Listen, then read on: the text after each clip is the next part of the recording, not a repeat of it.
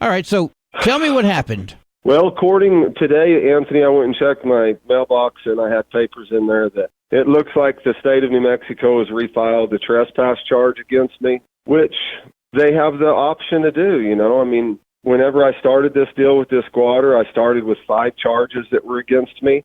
3 of those charges were thrown out on lack of evidence. I had a full acquittal on the harassment charge, but the trespass charge I had a hung jury on. That's the ace in the hole, I guess, for the state of New Mexico, is now they can refile on the one charge that survived. But to be completely honest with you, Anthony, that charge shouldn't have survived because the very face of it is wrong. The fact that there was somebody that is considered a squatter that had enough ground to charge me with trespass, that's what I want the Otero County Sheriff's Department to give an account for, is the statute that I was charged under and the ground. Because, you know, in regards to squatter laws, if somebody's been staying on your property for longer than 72 hours, then you have to allow that person access to the property until you get it settled.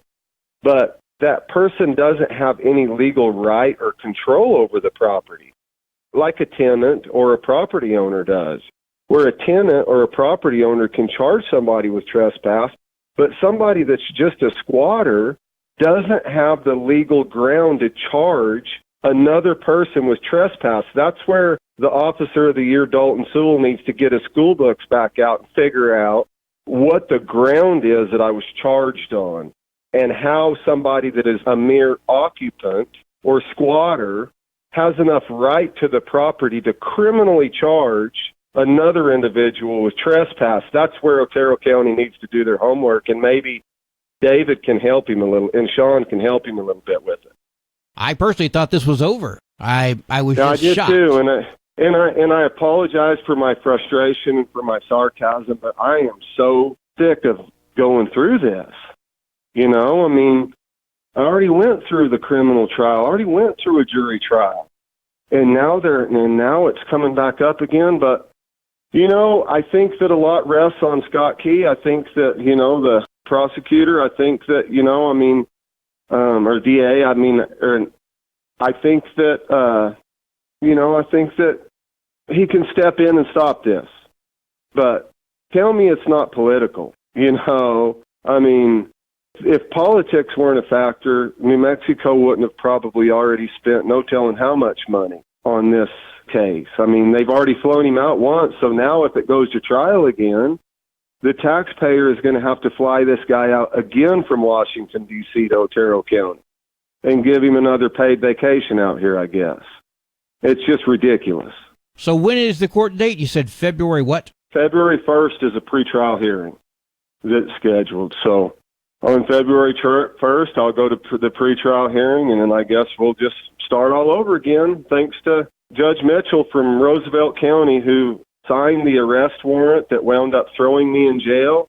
And Judge Mitchell is the one that has been residing over this trial in Otero County, traveling from Roosevelt County. So just unbelievable. I'd be embarrassed if a magistrate judge from here in Otero County was going to Roosevelt County doing what Mitchell's doing. Charges have been refiled on the trespass, and we'll see what happens. Now, you said you talked to your lawyers. Are they going to try to get this thrown out, or what is their game plan, or do you know? That's the plan. I mean, that's what I've instructed my attorney to do, is just to make a motion, just to demand the ground that these charges have been filed on, because, like I said, if you don't own the property, if you don't have a legal contract to the property, you have no right nor power to charge anybody with trespass.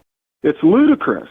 Well, I guess we'll find out what's happening next, beginning on February 1st. Yeah, and you know, I mean, my piece at the end of the day is that God works through all things for good to those that love him and are called according to his purpose. And I pray that I have a heart that loves God, and I pray that I'm called according to his purpose. So I do know that whatever fire I walk through, I know that God will glorify himself and that good will come out of it. So that's just kind of my piece, and at the end of the storm is just to know that the God I serve is above all things and all attacks and all powers of this world. So That's who I'll continue to trust in.